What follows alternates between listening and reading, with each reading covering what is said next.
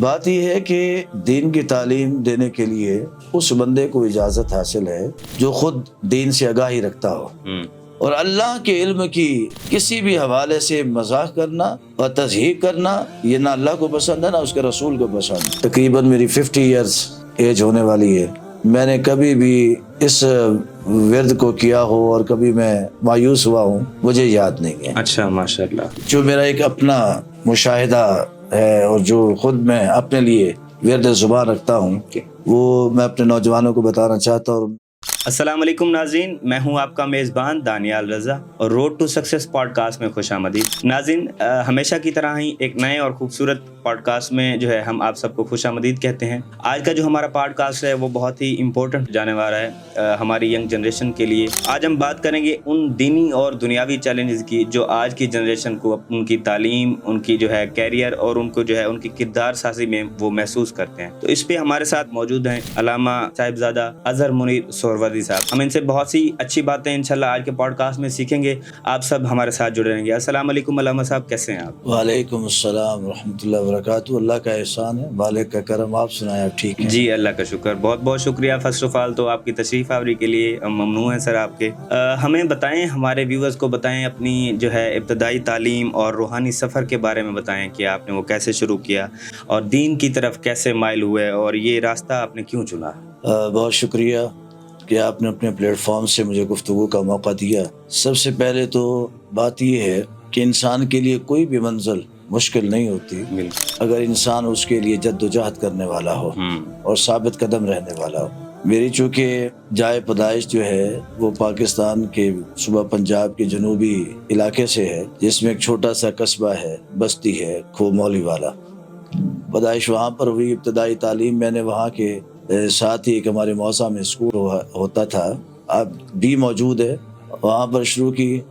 2 سال تک تقریباً وہاں پر پڑھتے رہے بچپن کے اوائل میں۔ پھر اس کے بعد لاہور شفٹ ہو گئے، یہاں پر پرائمری تعلیم بھی حاصل کی، ہائی اسکول میں گئے، وہاں بھی تعلیم حاصل کی۔ والد صاحب چونکہ حافظ قرآن تھے، قاری قرآن تھے ماشاءاللہ، اور اور بہت خوبصورت قرآن پاک کی تلاوت کرتے، اور میرے دل میں انہی کو دیکھ کے شوق پیدا ہوتا۔ اچھا، ماشاءاللہ، اپنے والد کو، اور میرے والد صاحب صرف میرے والد نہیں تھے بلکہ میرے استاد بھی تھے، میرے راہبر بھی تھے، اور ابتدائی عمر کے میرے روحانی پیشوا بھی۔ کیا بات! کیونکہ والد انسان کا اگر پہلا استاد بن جائے تو اولاد کبھی بھی نقصان اور خسارے میں نہیں جاتی۔ بالکل۔ ہماری نوجوان نسل کی ناکامی کا سب سے بڑا سبب یہ ہوتا ہے کہ والدین توجہ نہیں دیتے اولاد کی طرف، ان کو اسکول، یونیورسٹی، کالجز کے رحم و کرم پر چھوڑ دیتے ہیں۔ لیکن میرے والد گرامی نے مکمل طور پہ میری سرپرستی فرمائی۔ تو نادرہ قرآن میں نے اپنے والد صاحب سے پڑھا، ان کی خواہش تھی کہ میں حافظ قرآن بنوں، میری خواہش تھی کہ میں اسکول کی تعلیم کو بھی ساتھ جاری رکھوں۔ تو اسی اثناء میں نے اپنے والد کی بھی خواہش کو پورا کیا، حافظ قرآن ہوا۔ پھر ان کی خواہش پیدا ہوئی کہ میں عالم دین بنوں، کیونکہ میرا گھرانہ، خاندان بیسک جو ہے پیچھے سے وہ علمی دنیا کے ساتھ وابستہ ہے، خاص طور پہ دین کے ساتھ۔ کیا بات ہے! اور ہمارے خاندان میں تقریباً اس وقت بھی 65-60% تک عالم دین اور حافظ قرآن موجود ہے۔ کیا بات ہے! بہت یہ اللہ کی رحمت، اس کا کرم۔ بالکل ایسے۔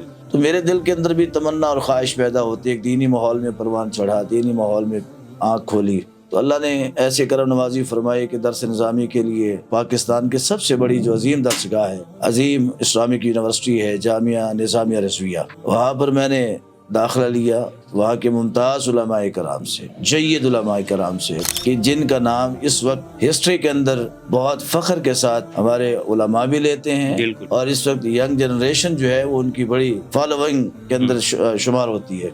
جامعہ نظامیہ سے میں نے درس نظامی کی ابتدا کی، اور پھر ایک میرے استاد تھے قبلہ مفتی احمد یار شمسی صاحب، حضرت کرما والا کے وہ خطیب تھے، ان سے میں نے مکمل پھر درسیات کا جو سبق ہے یہ مکمل کیا۔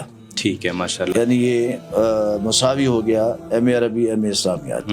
صحیح۔ مطلب آپ یہ جو ہے بتا رہے ہیں، آپ کا اس طرف آنے کا جو بیسک جو ہے وہ ریزن تھی وہ یہ تھی کہ آپ فرسٹ آف آل تو آپ کے والد صاحب جو تھے وہ دین کے ساتھ جڑے ہوئے تھے، دین کے ساتھ جڑے، ٹھیک ہے، اور دوسرا آپ کا جو ہے نا خاندانی سلسلہ بھی ایسے آپ بتا رہے تھے کہ سب ان میں جو ہے وہ عالم ہی دین ہی ہے۔ یہ بہت اچھی بات ہے۔ آج کے دور میں بھی جیسے آپ بتا رہے ہیں کہ 60% ہیں، اور ہر کسی کو ہونا چاہیے دین کے ساتھ جڑنا چاہیے، برابری۔ اچھا سر، ہمارا جو پوڈ کاسٹ ہے وہ ینگ جنریشن کے لیے، ہماری جو نئے نوجوان لوگ ہیں ان کے لیے، ان کی رہبری کے لیے. تو موجودہ دور میں ان کے لیے سب سے بڑی جو ہے وہ دنیاوی الجھن، دینی اور دنیاوی الجھن کیا ہے، اور وہ اس کا حل کیسے ممکن ہے؟ اس میں آج کل کی جو ہماری نوجوان نسل ہے، سب سے بڑی جو ان کے اندر ایک احساس کمتری پایا جاتا ہے وہ یہ ہے کہ اگر ہم دین کی طرف جائیں گے تو دنیا ہاتھ سے نکل جائے گی، جبکہ دین کے اندر دنیا موجود ہے، دنیا کے اندر دین نہیں ملتا آپ کو. بالکل. اگر آپ دین کے اندر داخل ہو جائیں گے تو آپ دنیا کے ہر میدان کے اندر کامیاب ہوں گے، ہر میدان کے اندر آپ کو عزت اور پذیرائی ملے گی. بالکل.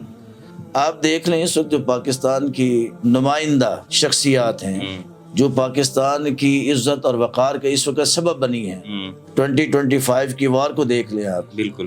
اس میں اگر آپ سپہ سالار کو دیکھتے ہیں تو دینی گھرانے سے وہ تعلق رکھتے ہیں. بالکل ایسے.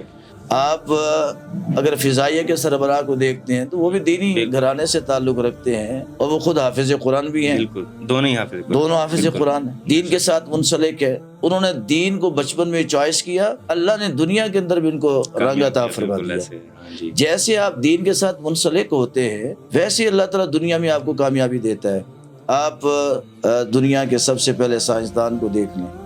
پہلا جو سائنسدان ہے وہ مسلمان ہی تھا. اسپین کی آپ ہسٹری کو پڑھ کے دیکھ لیں، اسپین کے اندر سائنس کے اندر مہارت رکھنے والے لوگ پیدا ہوئے. ہاں بالکل، مسلمانوں کا ٹھیک ہے، اور بہت بڑا ایک مرکز تھا علم و فن کے حوالے سے. آپ بغداد کو دیکھ لیں، ایک دور تھا کہ وہاں سے علم و فن کے بڑے بڑے چشمے پھوٹتے تھے اور ان کے اندر جتنے بھی لوگ تھے سارے کے سارے دین کے ساتھ منسلک تھے. آج کا نوجوان اگر دین پر ریسرچ کرنا شروع کر دے، قرآن پر ریسرچ کرے، احادیث نبویہ پر ریسرچ کرے، تو میں سمجھتا ہوں کہ اس کی دین کے اندر بھی اللہ تبارک و تعالیٰ پذیرائی عطا فرما دے گا، دنیا کے اندر بھی کامیاب ہو جائے گا. کیونکہ جب ہم قرآن کو پڑھتے ہیں، قرآن جو ہے وہ بے شک ہے ہمارے دین کی. قرآن کو جب ہم پڑھتے ہیں تو اس کے اندر دنیا کا کوئی ایسا معاملہ نہیں ہے جس کا حل موجود نہیں ہے، کوئی ایسا معاملہ نہیں ہے. آپ اگر میتھمیٹکس کی طرف چلے جاتے ہیں، سائنس کی طرف چلے جاتے ہیں، سوشل اسٹڈیز کی طرف چلے جاتے ہیں، کسی بھی سبجیکٹ کی طرف، فزکس ہے، کیمسٹری ہے، کسی بھی طرف آپ چلے جاتے تو آپ کو ہر چیز کا جو حل ہے وہ قرآن سے نظر آتا ہے.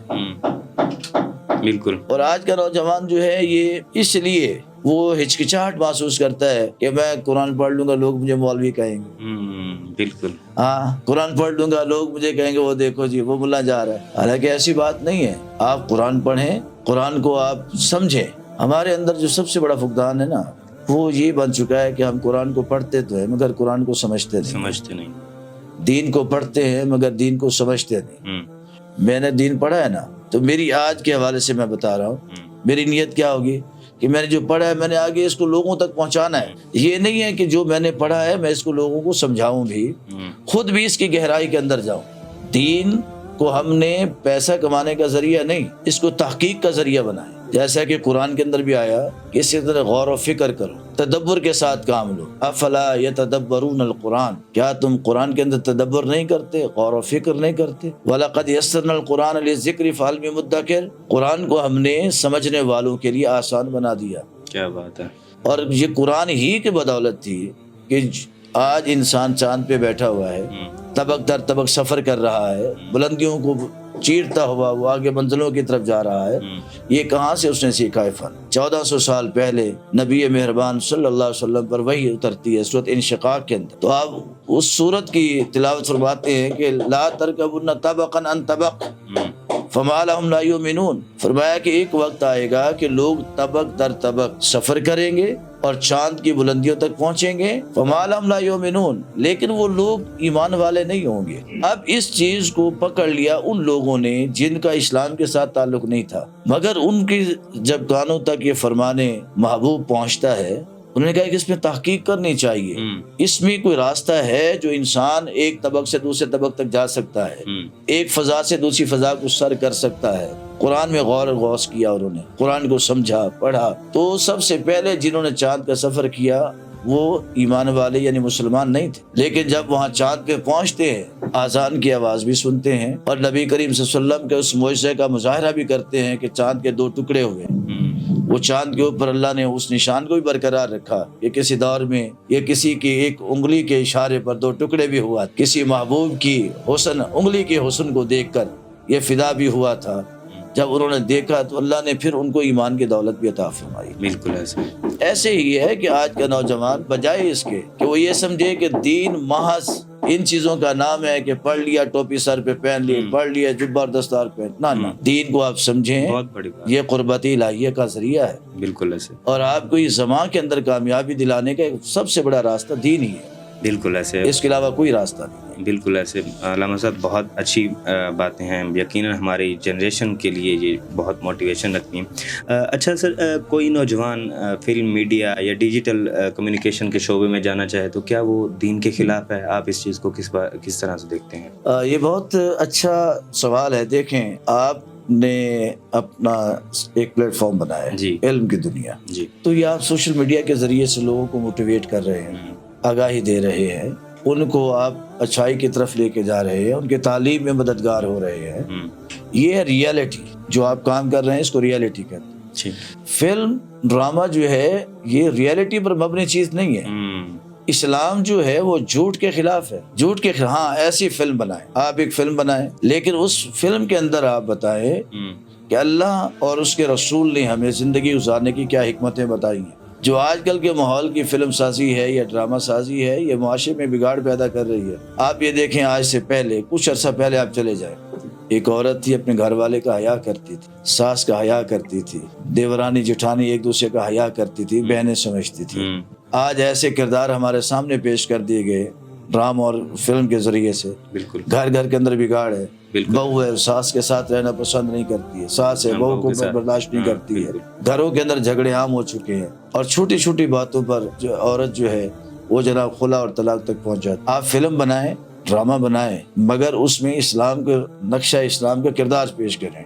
آپ کسی دوسرے مذہب کو دیکھ لیں, کسی بھی ملک میں چلے جائیں آپ, وہاں کا جو فلم یا ڈرامہ بنتا ہے ان کا جو مقصد ہوتا ہے وہ ایک ہی ہوتا ہے کہ انہوں نے اپنے مذہب کو پروموٹ کرنا. اپنے وہ اس پروگرام کے اندر اپنے مذہب کو ہی آگے لے کے آتے ہیں. اگر ہندو ہیں تو وہ اپنے بتوں کی پوجا کر رہا ہے اس میں, اور اپنے بچوں کو تربیت دے رہا ہے, اپنے بچوں کو سمجھا رہا ہے, سکھا رہا ہے. کیا ہمارے ہاں کہانی میکر یہ کرتا ہے کہ اپنی نسل کو نماز کی طرف لے جائے اپنے فلم بندی کے ذریعے سے یا ڈرامہ کے ذریعے سے, یا اپنی نسل کو جہاد کے لیے تیار کرے, یا اپنی نسل کو اچھائی کے لیے تیار کرے, اللہ کی بارگاہ میں جھکنے کے لیے تیار کرے؟ کوئی ایسا معاملہ نہیں ہو. ایسے پروگرام آپ لے کے آئیں جو سوشل میڈیا پر چل کر عوام الناس کی بھلائی کا سبب بنے. جو چیز جھوٹ پر مبنی ہو, بہتان تراشی پر اور فتنہ فساد پیدا کرنے پر, اللہ نے اس کو منع کیا ہے, چاہے وہ فلم ہو یا ڈرامہ ہو یا کوئی بھی اسٹیج ہو. صحیح, بہت خوب. اچھا علامہ صاحب, ابھی ہماری یہی بات چل رہی تھی سوشل میڈیا پہ. تو سوشل میڈیا پہ جو ہے دینی تبلیغ بہت ٹرینڈ پہ ہے, بہت عام ہو چکی ہے. آپ سمجھتے ہیں کہ نوجوانوں کو اس طرح کی تعلیم جو ہے وہ اس پہ دینی چاہیے, آن لائن باتیں جو ہے وہ کرنی چاہیے؟ کیا یہ جو ہمارے دین کے آداب ہیں, جو دائرہ کار ہے, ٹیریٹری ہے, اس پہ پورا اترتی ہیں یہ چیزیں؟ بہت اچھا سوال ہے آپ کا. بات یہ ہے کہ دین کی تعلیم دینے کے لیے اس بندے کو اجازت حاصل ہے جو خود دین سے آگاہی رکھتا ہو. میں ڈاکٹر نہیں ہوں تو میں آپ کو ڈرپ نہیں لگا سکتا. بہت خوب, بالکل. آپ کی نبض نہیں چیک کر سکتا, چونکہ میں ڈاکٹر نہیں ہوں. میں انجینئر نہیں ہوں تو میں کیسے کسی بلڈنگ کو تعمیر کر سکتا ہوں. میں فلاسفر نہیں ہوں, کیسے کسی کو فلسفے کے بارے میں آگاہی دے سکتا ہوں. میں تاجر نہیں ہوں تو کیسے تجارت کے راستے بتا سکتا ہوں. تو دین ہی ہم نے کیوں مذاق کے لیے چنا ہوا ہے کہ جس کو دین کی آگاہی نہیں ہے, دین کے لیے بات تک نہیں پڑا ہوا, ہم ان کو سوشل میڈیا پر دیکھتے ہیں جناب وہی دین پر لیکچر دے رہے ہو. یہ بھی ایک علم ہے. بالکل ایسے. اور یہ علم انسان کا پیدا کردہ نہیں ہے, انسان کی تخلیق نہیں ہے. یہ علم جو ہے یہ رحمان کی طرف سے ہے, اور اللہ کے علم کی کسی بھی حوالے سے مذاق کرنا اور تضحیق کرنا یہ نہ اللہ کو پسند ہے نہ اس کے رسول کو پسند ہے. بالکل ایسے. آج کل ہمارے یہاں جو زمانے میں ایک بگاڑ اور ہجان پیدا ہو چکا ہے نا, ہجان, اس کی سب سے بڑی وجہ یہ ہے کہ جو علم سے ناآشنا لوگ ہیں وہی سوشل میڈیا پر عالم بن کے بیٹھے ہوئے ہیں. تو لہٰذا ایسے لوگوں کا یہاں کلا کما ہونا چاہیے, ان کی روک تھام ہونی چاہیے. ان کو علم بصیرت کے بغیر کسی اسٹیج پر بولنے کا کوئی حق حاصل نہیں ہے. صحیح, بہت اچھی بات جو ہے وہ آپ علامہ صاحب کر رہے ہیں. اچھا, آج کل جو ہے نا وہ روزگار کی تلاش جو ہے نوجوان کی سب سے بڑی جو ہے وہ کمزوری بن چکی ہے. آپ بھی دیکھتے ہوں گے چیزوں کو, سوشل میڈیا پہ بھی اوور آل بھی چیزیں نظر آتی ہیں. تو اس میں دین کیا رہنمائی فرماتا ہے؟ لیکن سب سے پہلی بات تو یہ ہے کہ میں اپنے اداروں سے بھی گزارش کروں گا، خاص طور پر ایجوکیشن جو ہمارے ادارے ہیں ان سے گزارش کروں گا کہ جہاں پر آپ بچوں کو تعلیم دیتے ہیں ان کو تعلیم کے ساتھ ساتھ آپ ہنر بھی سکھائیں۔ آپ باہر کے ممالک میں چلے جائیں، چائنا میں چلے جائیں، چائنا سے کتنا آگے جا رہا ہے، ان کے ہاں تعلیم کا معیار کیا ہے کہ تعلیم کے ساتھ ساتھ وہ عملی طور پر بچوں کو ہنر بھی دیتے ہیں۔ اگر آپ اول کلاس سے لے کر ایجوکیشن کے کمپلیٹ ہونے تک بچے کو ساتھ ساتھ ہنر بھی دیتے جائیں گے تو میں نہیں سمجھتا کوئی بچہ آپ کا بے روزگار ہوگا۔ اور اسلام کے اندر بھی یہی چیز ہے، دین نے ہمیں یہی سکھایا کہ آپ چھوٹے سے بچے کو کسی نہ کسی ہنر کی طرف راغب کرتے ہیں تاکہ اگر ایک طرف سے نہیں کام ہو رہا دوسری طرف چلے جائے۔ اور میں اپنے نوجوانوں سے کہوں گا، ہمارے ہاں نوجوان بے روزگار زیادہ کیوں رہتے ہیں؟ وہ یہ رہتے ہیں، وہ گھر سے ایک سوچ لے کے نکلتے ہیں، سوچ یہ ہوتی ہے کہ میں نے ₹1,00,000 ماہانہ کی تنخواہ والی نوکری ہی کرنی ہے، اس سے کم والی نہیں کرتا۔ اگر اس کو کوئی 90,000 کے آفر بھی کر رہا ہے تو وہ نہیں کرتا، 50,000 کے آفر پہ تو ویسے نہیں جاتا۔ نبی کریم صلی اللہ علیہ وسلم فرماتے ہیں کہ آپ اللہ کی ذات پر بھروسہ رکھیں کہ جس ذات نے آپ کو پیدا کیا ہے آپ کے موت تک آپ کے رزق کا وعدہ اس نے کر رکھا۔ اگر کہیں سے آپ کو تھوڑی آفر ہوئی ہے تو آپ اس کو قبول کر لیں، اس رزق کے دروازے کو اپنے لیے بند نہ کریں، آپ اس میں قدم رکھیں، اللہ تعالیٰ کے وسعت کے دروازے خود ہی آپ کے لیے کھول دے گا۔ اس میں اپنے آپ کو پیچھے نہیں ہٹائیں۔ ہمارے یہاں بے روزگار زیادہ تر نوجوان ہیں اسی لیے، یا وہ کام کرتے ہیں، کہتے ہیں کہ ہم محنت بہت کرتے ہیں مگر جو ہے وہ کامیابی نہیں ملتی۔ وہ محنت کہاں تک ہوتی ہے؟ وہ محنت ان کی اپنی صلاحیتوں کے اوپر نہیں ہوتی۔ میں نے آپ کو دیکھا، آپ کر رہے، میں آپ کے پیچھے پیچھے چل پڑا۔ ہمیشہ کامیاب وہی انسان ہوتا ہے جو اپنی محنت اپنے بل بوتے پر کوشش کرے۔ بالکل ایسے۔ اور اس کی کامیابی اس وقت ممکن ہوتی ہے کہ وہ قدم اپنا روکے نہیں، بڑھاتا جائے۔ راستے کے اندر رکاوٹیں آتی ہیں، پریشانیاں آتی ہیں، بہت وقت میں ایسا بھی ہوتا ہے کہ انسان دل برداشتہ ہو جاتا ہے کہ اتنی کوشش کے باوجود میرے حصے میں کچھ نہیں آ رہا، فیلئر ہو جاتا ہے۔ بالکل وہ ذہنی طور، لیکن پھر بھی انسان کو کمزور نہیں ہونا چاہیے۔ لا تقنطوا من رحمت اللہ، اللہ فرماتا ہے کہ جب ہر طرف سے تو مایوس ہو جائے نا، ہر طرف سے مایوس ہو جائے تو پھر یہ سوچ کہ تیرے ساتھ ایک ذات موجود ہے جو بڑی طاقتور ہے۔ لا تقنطوا من رحمت اللہ، کبھی اللہ کی ذات سے مایوس نہ ہو، اس کی رحمت سے مایوس نہ ہو۔ کیا کرو؟ انیبوا الی ربکم واسلموا لہ، فرمایا کہ پھر تم اپنے رب کی طرف رجوع کرو، وہ تمہیں سلامتی کے راستے پر ڈال دے گا، کامیابی کے راستے پر ڈال دے گا۔ جہاں ہم کامیابی کے حصول چاہتے ہیں نا، کامیابی کا حصول صرف اور صرف یہ ہے کہ ہم اللہ کے راستے کے اندر چلنا شروع کرتے ہیں۔ اچھا علامہ صاحب، میں اسی پہ ہی جو ہے وہ آگے بڑھاتا ہوں بات کو۔ روحانی تربیت کا جو ہے کیریئر کاؤنسلنگ میں، کیریئر کو بہتر بنانے میں کیا کردار ہے؟ جیسے کہ صبر، شکر اور ہماری جو ہے ذکر ہے، یہ کس طرح کے ہماری جو ہے زندگی کو بہتر بناتا ہے، دینی بھی اور دنیاوی حوالے سے بھی؟ یہ بہت اچھا سوال ہے، بہت ہی خوبصورت سوال ہے آپ کا۔ دیکھیے، میں 1999 کی بات ہے کہ جب میں تعلیم سے فارغ ہوا نا تو میرے دل میں خواہش پیدا ہوئی کہ اب میں کوئی اپنا ایسا رہنما، ایسا راہبر تلاش کروں کہ جن کے ہاتھ پر ہاتھ رکھوں تو اللہ تعالیٰ میرے لیے ہر اس منزل کو آسان فرما دے، ہر اس راستے کا دروازہ کھول دے جس پر چل کر میں کامیاب انسان کہلاؤں۔ تو میں نے اس کی تلاش میں بہت جگہوں پر نظر دوڑائی مگر مجھے کوئی ایسا نظر نہیں آیا۔ پھر ایک مرد قلندر پر نگاہ گئی، بلکہ میری کیا نگاہ جانی تھی، ان کی نگاہ میرے دل پر پڑی۔ کیا بات ہے، ماشاءاللہ۔ ایک ولی کامل کی نگاہ غوث العالمین حضرت بہاؤالدین زکریہ رحمۃ اللہ علیہ، آپ کے جانشین ہیں قبلہ مخدوم پروفیسر محمد غوث شاہ صاحب دامت برکاتہم العالیہ، اللہ آپ کو لمبی عمر عطا فرمائے۔ تو ان کے سردست میں بیعت ہوا، آپ نے تربیت جو فرمائی نا میری، فرمایا قاری صاحب بات یہ ہے، آپ کو زندگی میں بہت ساری مشکلات آئیں گی، پریشانیاں آئیں گی، مگر صبر اور شکر کا دامن نہیں چھوڑنا۔ کیوں؟ لَإِن شَكَرْتُمْ لَأَزِيدَنَّكُمْ، آپ جتنا اللہ کی نعمتوں پر، چاہے وہ چھوٹی نعمت ملے آپ کو یا بہت بڑی ملے، شکر ادا کریں گے، اللہ آپ کو اتنا بڑھا کے عطا فرمائے گا۔ اور جب کسی تکلیف پر آپ صبر کریں گے تو ان اللہ مع الصابرین، اللہ صبر کرنے والوں کے ساتھ، اور جن کے ساتھ اللہ کی ذات ہو جاتی ہے اللہ کبھی بھی ان کو کہیں بھی کسی میدان میں ناکام نہیں ہونے دیتا۔ تو اس کے لیے میں آج کے نوجوان کو یہ پیغام دینا چاہوں گا آپ کی اس چینل کے تھرو کہ کامیاب ہونا چاہتے ہیں نا، جتنا اللہ نے عطا کیا ہے نا اس پر شکر ادا کیجیے۔ بالکل ایسے ہے۔ اور اپنے دل اور اپنی زبان کو اللہ کے ذکر سے تر رکھیں، اللہ کا ذکر کرتا رہے، نبی رحمت صلی اللہ علیہ وسلم کی ذات پر درود و سلام پڑھتا رہے، کبھی بندہ ناکام نہیں ہو سکتا. کیا بات ہے، ماشاءاللہ، بہت قیمتی بات. علامہ صاحب، بہت ہی میں سمجھتا ہوں ضروری بات ہے جو میں آپ سے کرنے لگا ہوں.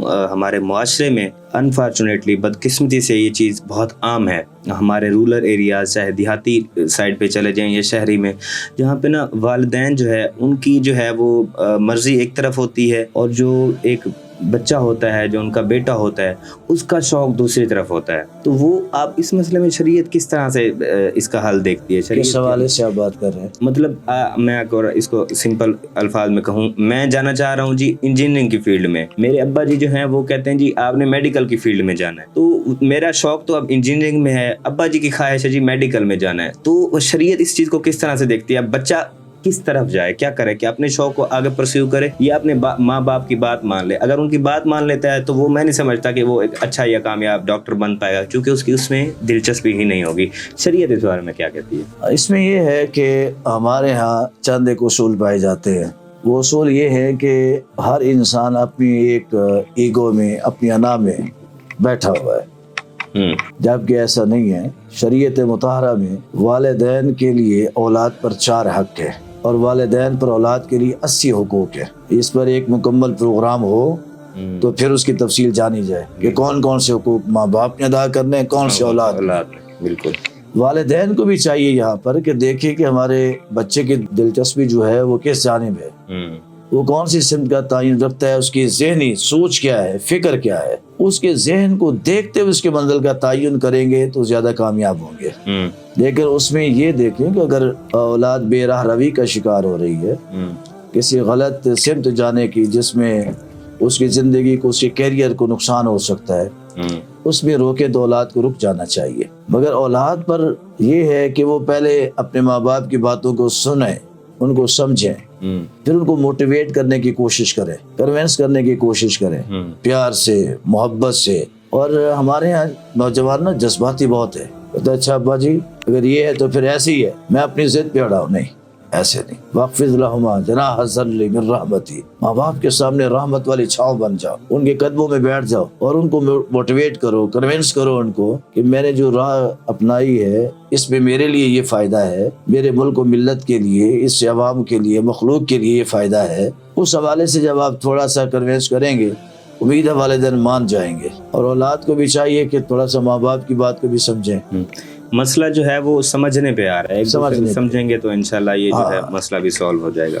اچھا علامہ صاحب، دعا جس کو ہم بیسک چیز سمجھتے ہیں، ہماری جو ہے پرائمری چیز ہے، اسی سے ہی ہمارے کام چلتے ہیں. آپ کیا سمجھتے ہیں دعا ہماری زندگی میں کیا کردار ادا کرتی ہے، اور کیا تقدیروں پر بھی سبقت لے جایا کرتی ہے؟ دعا جو ہے یہ انسان کی پوری زندگی کو تبدیل کر دیتی ہے. اللہ کو 2 ادائیں بندے کی پسند ہیں. ایک، جب رب کا بندہ اس کی بارگاہ میں سجدہ کرتا ہے، اللہ اس کے سر کے اٹھانے سے پہلے اس کی دعائیں قبول فرماتا ہے. اور دوسرا، جب بندہ تنہائی میں بیٹھ کے اللہ کی بارگاہ میں دعا کر رہا ہوتا ہے تو اللہ تبارک و تعالیٰ کو وہ ادا پسند. رب فرماتا ہے تو مانگتا رہے اور میں تجھے دیتا رہا ہوں. جب بندہ دعا کے لیے ہاتھ اٹھاتا ہے تو اللہ فرشتوں سے کہتا ہے، فرشتوں ذرا غور کرو، دیکھو یہ مجھ سے مانگ رہا ہے یا کسی اور سے مانگ رہا ہے. فرشتے عرض کرتے ہیں مالکہ تیری بارگاہ سے مانگ رہا ہے. اللہ فرماتا ہے پھر گواہ ہو جا، جو مانگ رہا ہے وہ بھی عطا کر رہا ہوں، جو نہیں مانگ رہا وہ بھی عطا کر رہا ہوں. کیا بات ہے. لیکن اس میں نا دعا کا ایک طریقہ ہے. آج کل ہم نے دعا کو فیشن سمجھ لیا ہے. ہم کہتے ہیں اس بندے سے دعا کرواؤ، وہ بڑی لمبی دعا کرتا ہے. اس بندے سے دعا کراؤ، وہ دعا کرتا ہے تو وہ رو پڑتا ہے. اس بندے سے دعا کراؤ، وہ جناب اس انداز میں دعا کرتا ہے. ہم نے اس کو بھی ایک شعبہ بنا لیا دعا کو بھی، جبکہ یہ شعبہ نہیں ہے. یہ تو بندے اور خالق کے درمیان ایک گفتگو کا ایک نہ ختم ہونے والا تسلسل ہے. بالکل، بہت خوب. اور اس کا طریقہ حضرت عمر فاروق رضی اللہ تعالیٰ عنہ، آپ نے ایک شخص کو دیکھا کہ مسجد نبوی کے اندر ہے، وہ گڑ گڑا کر اللہ سے طلب کر رہا ہے، دعا مانگ رہا ہے گڑ گڑا کر. سیدنا فاروق اعظم گئے، اس کو پکڑ لیا. میں تو یہاں مخلوق کو دکھانے آیا کہ میں اتنا گڑ گڑاتا ہوں یا خالق کو منانے آیا؟ اس نے کہا رب کو. فرمایا جا تنہائی کے اندر بیٹھ کے اپنے رب کو بات مناؤ، تنہائی میں بیٹھ کر اللہ تعالیٰ سے باتیں کرو، تنہائی میں بیٹھ کر اللہ تعالیٰ کی بارگاہ میں استغاثہ کرو. اور جو ہم دعا کر رہے ہوتے ہیں نا، دعا ہماری توجہ بھی دعا کے اندر ہی ہونی چاہیے، دل کی بھی، الفاظ کی بھی، سوچ اور فکر کی بھی. ہم عموماً دعا کر رہے ہوتے ہیں، نماز پڑھتے ہیں، نماز کے بعد دعا کرتے ہیں. ہاتھ اٹھا لیے، مگر وہ رسمی دعا ہم کرتے ہیں، ذہن ہمارا دماغی طور پہ کہیں اور ہوتے ہیں، دماغ ہمارا کاروبار میں ہے، دماغ ہمارا دوستوں میں ہے، دماغ ہمارا خاندان میں ہے، دعا کر اللہ ربنا آتنا فی الدنیا حسنۃ وفی الآخرۃ حسنۃ وقنا عذاب النار. چلو ایسے دعا نہیں ہے. دعا یہ ہے کہ آپ اللہ سے طلب کر رہے ہو، اور جس سے آپ طلب کر رہے ہو، جو ذات آپ کی مقصود ہے، مطلوب ہے، آپ کی توجہات کا مرکز بھی وہی ذات ہونی چاہیے. بالکل آپ کے ذہن میں، آپ کے دل میں، دماغ میں، الفاظ میں وہی ذات ہو. اللہ کی ذات کو سامنے رکھ کر جب طلب کریں گے تو اللہ تعالیٰ کی ذات آپ کی زندگی کی ہر اس کمی کو دور فرما دے گا جو آپ سمجھتے ہیں کبھی ختم نہیں ہو سکتی. اور وہ ہے نا علامہ اقبال علیہ رحمہ کا شعر جو ہے، خود ہی کو کر بلند اتنا کہ ہر تدبیر سے پہلے خدا بندے سے خود پوچھے بتا تیری رضا کیا ہے. اور اس کے لیے سب سے اہم بات یہی ہے کہ آپ اپنے مالک سے جب مانگ رہے ہیں تو پھر آپ کی توجہات کا مرکز بھی آپ کے مالک کی ذات ہو. اور دعا کی قبولیت کا میں آپ کو ایک آسان سا طریقہ بتا دیتا ہوں. ہر بندہ یہ کہتا ہے کہ میری دعا قبول ہو جائے، تو اس کا بہترین طریقہ یہ ہے کہ دعا مانگنے سے پہلے جب دعا کی ابتدا کر رہے ہیں تب بھی آپ نبی رحمت صلی اللہ علیہ وسلم پر درود پڑھیں، اور دعا کے بعد اختتام دعا پر بھی نبی پاک صلی اللہ علیہ وسلم پر درود پڑھیں. اللہ میری اور آپ کی ہر بات کو رد فرما سکتا ہے مگر ذکر محبوب کو رد نہیں فرماتا. کیا بات ہے. کیونکہ میرے الفاظ تنہائی کے ہیں، میں جو الفاظ کہہ رہا ہوں تنہا ہوں، دعا مانگ رہا ہوں تنہا ہوں، مگر جب درود و سلام پڑھتا ہوں میں تنہا نہیں ہوتا، اللہ کی ذات میری ہم نوا ہوتی ہے. تو آپ درود و سلام پڑھ کے آغاز کریں، درود و سلام پڑھ کے دعا کی انتہا کریں، وہ دعا آپ کی قبول ہو جائے گی. اب ایک بندہ پوچھتا ہے مجھے کیسے خبر کہ میری دعا قبول ہوگی؟ جیسے کہ نمازی سوال کرتا ہے مجھے کیسے خبر کہ میری نماز قبول ہو جائے گی؟ اگر ایک نماز کے بعد دوسری نماز کی آپ کو توفیق مل رہی ہے، ایک دعا کے بعد دوسری مرتبہ دعا کی توفیق مل رہی ہے، اس کا مطلب ہے اللہ نے پہلے قبول فرمائی ہے تو دوسری مرتبہ ہمت عطا فرمائی ہے، توفیق دی ہے کہ دعا مانگ سکے. کیا بات ہے جی، بہت اچھی بات. اچھا علامہ صاحب، کوئی ہمارے نوجوانوں کے لیے چونکہ وہ بہت پریشانی میں ہوتے ہیں، اپنے ڈفرینٹ جو ہے وہ مراحل میں ہوتے ہیں، جیسے کہ کوئی مسنون دعا یا کوئی ایسا عمل آپ بتا سکتے ہیں جو ان کو ان کے امتحانات میں، ان کی عملی زندگی میں، ان کے کیریئر میں، یا ان کے کوئی بھی ایسے جو مسائل ہیں ان کو حل کرنے کے لیے جو ہے وہ ہو؟ ہاں، جو میرا ایک اپنا مشاہدہ ہے اور جو خود میں اپنے لیے ورد زبان رکھتا ہوں وہ میں اپنے نوجوانوں کو بتانا چاہتا ہوں. اور میں نے زندگی کے تقریباً میری 50 ایئرز ایج ہونے والی ہے، میں نے کبھی بھی اس ورد کو کیا ہو اور کبھی میں مایوس ہوا ہوں مجھے یاد نہیں ہے. اچھا، ماشاءاللہ. کبھی بھی اللہ نے مجھے مایوس نہیں رکھا. یہ ایک ایسا مضبوط عمل بتا رہا ہوں کہ آپ کی توسط سے سب دیکھنے والوں کو، نوجوانوں کو، وہ یہ ہے. ایک تو درود پاک ہے، آپ کوئی بھی درود پاک پڑھ لیں، درود ابراہیمی بہت خوبصورت ہے، لیکن جو ایک درود ہے وہ درود خاص ہے، صلی اللہ علیہ یا محمد نور من نور اللہ. اس کو آپ چلتے پھرتے پڑھتے رہیں. اور دوسرا ایک وظیفہ ہے جو میری ہمیشہ ورد زبان رہتا ہے، یا عزیز رب انی مغلوب فانتصر. یہ دو ایسے عمل میں آپ کو بتایا جا رہا ہوں کہ ابھی میں سوچتا ہوں، یہ میں راز کی بات بتا رہا ہوں، آج تک میں نے کسی کو نہیں بتائی. ابھی میں ادھر سوچتا ہوں کہ میں نے یہ کام کرنا ہے، اور مجھے معلوم بھی ہے کہ اس کام کے لیے بہت سے ایکسپینسو چاہیے، بہت ساری چیزیں درکار ہیں جو میرے پاس اس وقت اویلیبل نہیں ہے.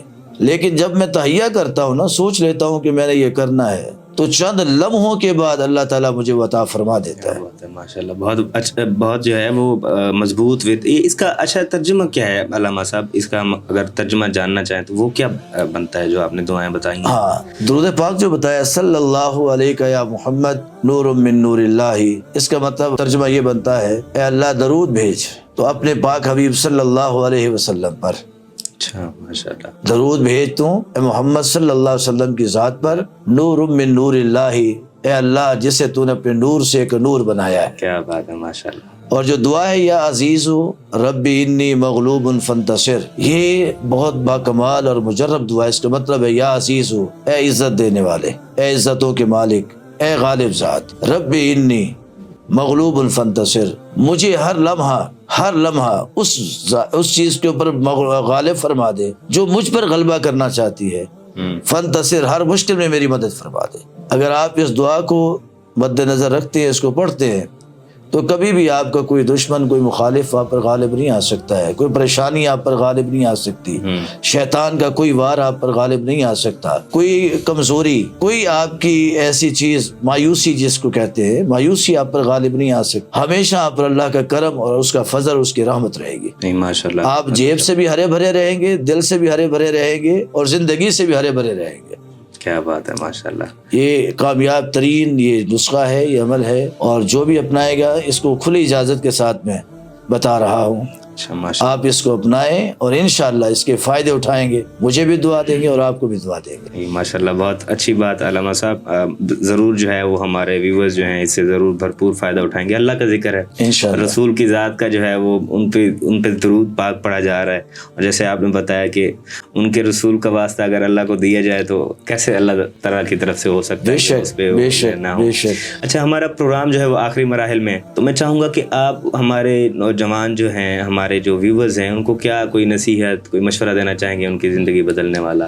صرف ایک ہی مشورہ ہے, مایوس ہونا چھوڑیے, اللہ کے ذات پہ بھروسہ رکھیے اور جد و جہد کرنا شروع کر دیں. آپ کسی ایک منزل کا تعین کر لیں, اسی کے پیچھے آپ کمر بستہ ہو جائیں, اللہ آپ کو کامیابی دے گا. صحیح. زگ زیگ نہ کریں, یہ نہ کریں آج میں یہاں ہوں, اچھا فائدہ نہیں ہوا, اس کو چھوڑ دو, یہ کر لو, یہاں اس کو چھوڑ دو, یہ کر لو. ایک ہی منزل کے ساتھ محبت کریں, اسی کے پیچھے تگ و دو کریں, اللہ تعالیٰ آپ کو کامیابی دے گا. صحیح, ماشاءاللہ. اچھا, ایک ہی طرف جائیں اور ایک کام کریں, اس کو کنسسٹنسی کے ساتھ کریں, بالکل طریقے سے کریں, اسی کو اپنی منزل بنا لیں کہ میں نے اس کو حاصل کرنا ہے. صحیح. جب آپ کا ارادہ پختہ ہوگا تو اللہ تعالیٰ آپ کا ساتھ ہوگا, اللہ آپ کا ساتھ دے گا اور اللہ تعالیٰ آپ کو کامیابی دے گا. صحیح. لیکن شرط ہے کہ منزل آپ کی صاف ستھری ہو, نیٹ اینڈ کلین ہو, اس میں اللہ اس کے رسول کے نافرمانی والا کام نہ ہو. منزل ایسی ہو جس پر چل کر آپ مخلوق کے لیے فائدہ مند ہو, خالق کی رضا آپ کا سبب بنے وہ منزل. رسول اللہ صلی اللہ علیہ وسلم کی بارگاہ میں آپ کو منزل شرمندہ نہ کر سکے, اور کسی کی تکلیف کا سبب نہ بنے, تکلیف دور کرنے والے بن جائیں. آپ کسی کی تکلیف کو دور کریں گے, اللہ آپ کی زندگی کی ہر تکلیفوں کو دور فرما دے گا. ماشاءاللہ, بہت بہت شکریہ علامہ صاحب, آپ نے اپنا قیمتی وقت بھی دیا اور قیمتی الفاظ بھی دیے جو کہ یقیناً ہماری زندگی کو بدلنے والے ہیں. اگر ہم ان پہ عمل کریں تو کہاں سے کہاں پہ پہنچ سکتے ہیں. اور میں یہ چیزیں سوچ رہا ہوں نا اندر ہی اندر کہ یہ کتنی خوبصورت چیزیں ہیں جس سے ہم جو ہے آشنا نہ تھے, ہمیں چیزوں کا پتہ نہ تھا. اور ماشاءاللہ آپ کے توسط سے آپ کی بہت بہت مہربانی. ونس اگین بہت شکریہ علامہ صاحب. اللہ تعالیٰ آپ کو جزائے خیر عطا فرمائے. شکریہ, بہت شکریہ. جی تو ناظرین, آپ سن رہے ہیں, ہمارے ساتھ موجود ہیں صاحبزادہ علامہ پیر اظہر منیر سہروردی صاحب. یقیناً بہت ہی اچھی باتیں ہیں, اور ان پہ عمل کر کے ہم اپنی دینی اور دنیاوی زندگی دونوں کو تبدیل کر سکتے ہیں اور کامیابی حاصل کر سکتے ہیں بھرپور طریقے سے. انشاءاللہ ملتے ہیں نیکسٹ پوڈ کاسٹ میں. فی الوقت کے لیے اللہ حافظ, اللہ نگہبان. قیمتی الفاظ بھی دیے جو کہ یقیناً ہماری زندگی کو بدلنے والے ہیں. اگر ہم ان پہ عمل کریں تو کہاں سے کہاں پہ پہنچ سکتے ہیں. اور میں یہ چیزیں سوچ رہا ہوں نا اندر ہی اندر کہ یہ کتنی خوبصورت چیزیں ہیں جس سے ہم جو ہے آشنا نہ تھے, ہمیں چیزوں کا پتہ نہ تھا. اور ماشاءاللہ آپ کے توسط سے آپ کی بہت بہت مہربانی. ونس اگین بہت شکریہ علامہ صاحب. اللہ تعالیٰ آپ کو جزائے خیر عطا فرمائے. شکریہ, بہت شکریہ. جی تو ناظرین, آپ سن رہے ہیں, ہمارے ساتھ موجود ہیں صاحبزادہ علامہ پیر اظہر منیر سہروردی صاحب. یقیناً بہت ہی اچھی باتیں ہیں, اور ان پہ عمل کر کے ہم اپنی دینی اور دنیاوی زندگی دونوں کو تبدیل کر سکتے ہیں اور کامیابی حاصل کر سکتے ہیں بھرپور طریقے سے. انشاءاللہ ملتے ہیں نیکسٹ پوڈ کاسٹ میں. فی الوقت کے لیے اللہ حافظ, اللہ نگہبان.